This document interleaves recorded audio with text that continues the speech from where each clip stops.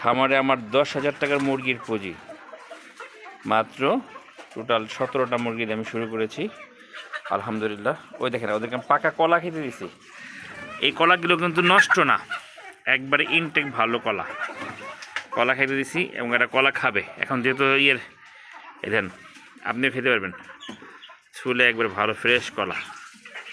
মানে আমরা ভাবছি যে ওদেরকে কলা খাওয়াম, কলাটা ভেঙে আনছি, খাও অর্গানিক সমৃদ্ধ। তার বিভিন্ন যে সবজি টবজি আনাজ এগুলো খায় ওরা। আমরা চেষ্টা করতেছি অর্গানিকভাবে খাওয়ানোর জন্য।